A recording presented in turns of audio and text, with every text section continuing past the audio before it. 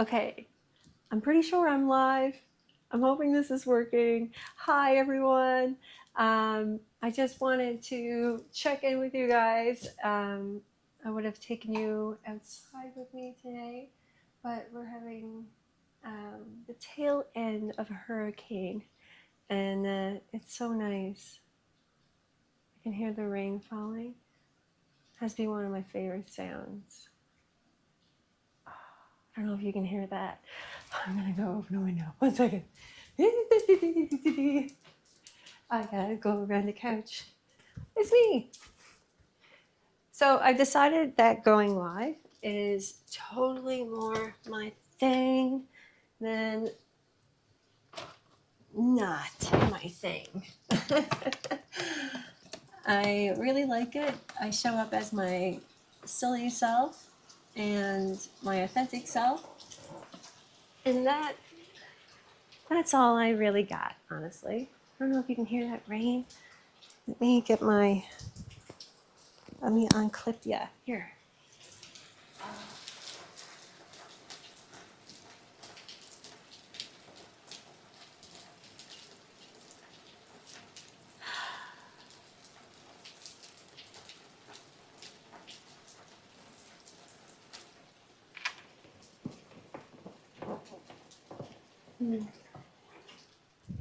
Can't tell you how much I love that. Okay, I'm coming back. Oh, sorry if there was some fuzzy sound touching my mic. I got better gear. I got a better mic. I got a better video camera. Yay!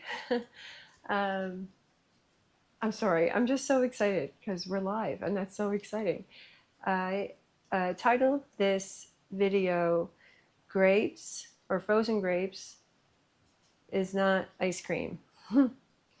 And anyone who says so is doing ice cream a complete injustice.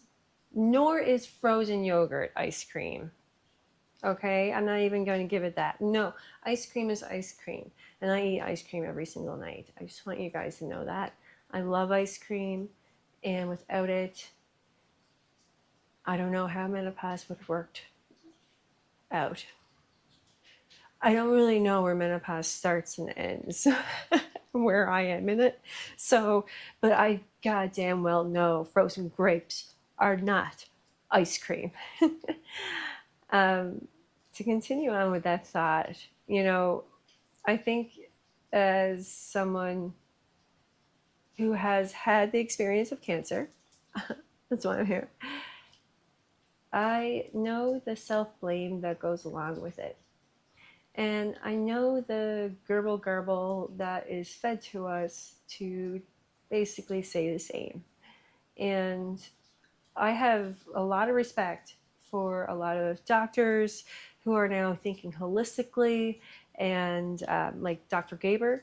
I love his work about how trauma affects the body and how it comes up in, a lot of autoimmune diseases, cancers, heart disease, that sort of thing. But I want you to know that if you have cancer or had cancer, or you have cancer again, it is not your fault. It is not about if you drank too much in your 20s. It's not about if you were on breast control pills, birth control pills or not. It's not about if you went to yoga or if you didn't go to yoga, or if you pre-made your meals every Sunday, or if you went for that jog before you went to your career job, real job, and bought all your groceries on a Friday night because that's what fun was to you, because you didn't drink or smoke or any of those things. And lots of yoga, so much yoga, and therapy too for all of that, trauma, the therapy for 20 years, even trauma rehab for 2, and once a week. You did it. That's Me, by the way. Me. Huh? I did yoga. I didn't eat ice cream. Ice cream. Okay, Sunday nights was like my eat your face off night, only because Sunday nights can be sad because you have to go back to work on Monday, and that sucks, right? So Sunday night was my like junk food night. But I pre-made my meals. They were all really healthy too, you know? I was eating raw food, vegan, vegetarian. I always made sure though I got like all my food groups and stuff. You know, you can do all that stuff unhealthy too. Trust me, I know. Personal trainers, yoga. Did I say therapy? Therapy. So much therapy. Still so much therapy. And yet, I got cancer. Wasn't overweight. No drinking, no smoking. Always loved to learn. Positive outlook on life. Close with my family and friends. Had a boyfriend. You know, yeah. Huh. Oh, and did I mention I did do yoga? I and meditation too. Love being outside in nature, of course. Still though, I got cancer.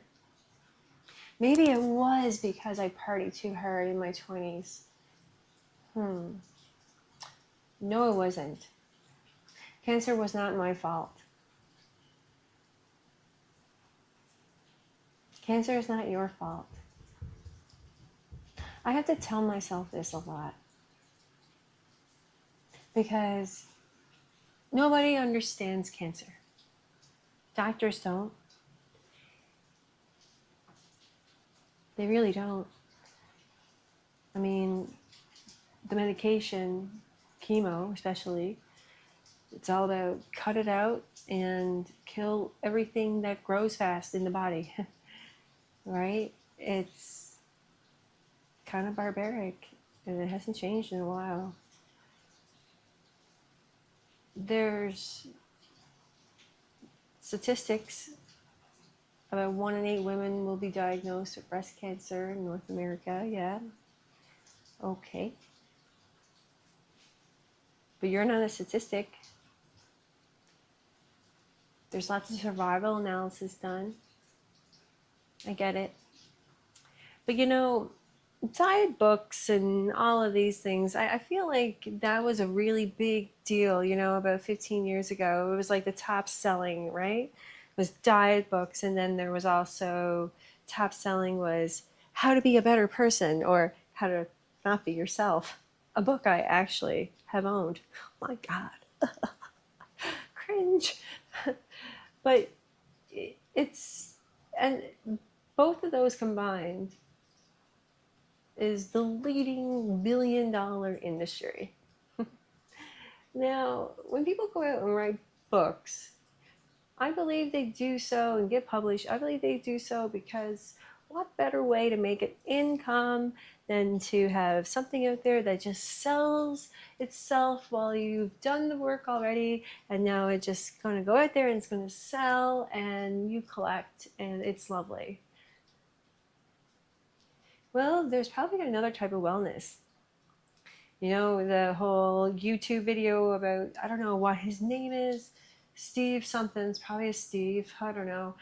And it's all about eat yourself healthy out of cancer. Guess what? I wish if cancer was caused by unresolved trauma, unhealthy food, or for not recycling or not doing enough yoga or whatever or not meditating or for being stressed out or for having kids or not having kids or whatever, okay, we would all be dead. We would all been dead long ago. Think about what it was like in 200 years ago, 100 years ago, 50 years ago, especially for women. Think about it. Huh. We still got capital T trauma happening right now. And this is supposed to be what? Progress, right? We're in the times of progress. Yeah. So yeah, we would have been all dead, extinct, out of here. Because, well, you can't have humankind without women. Just saying. So I don't know. I think we can let the self blame go. There's a really nice saying in Japan. So many good sayings in Japan. But this one roughly translates to um, when the arrow hits you, only let it hit you once, not twice. You may hear this and think of, oh, well, yeah, if someone hurts you, don't let them hurt you again. But no, that's not it. Life's going to hurt. That's your first arrow. Don't let the second arrow be you hurting you. You're going to have every kind of feeling in the world. Our brains are going to try its best to come up with all kinds of logic to go along with those feelings to make them somewhat sensible. But that's not how feelings work. Feelings are feelings. And if they were logical thoughts, then that's what they would be, which they are not. And you can feel two ways about the same thing. And you don't need to be calling it a fight inside your head. That's the second arrow. Don't hit yourself. Why are you doing that? Don't you think it's already been hard enough? Let it go. Let it go. It's not your fault. And God forbid if it comes back, it won't be your fault then either. It's not your fault that you got cancer. It's not your fault that cancer reoccurred. There was nothing better you could have done. I'm so proud of you.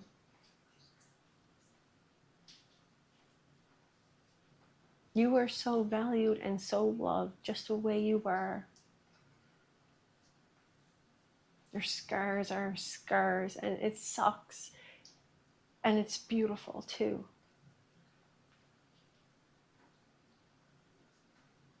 You gotta feel two ways about the same thing sometimes. It's the only way it can make sense.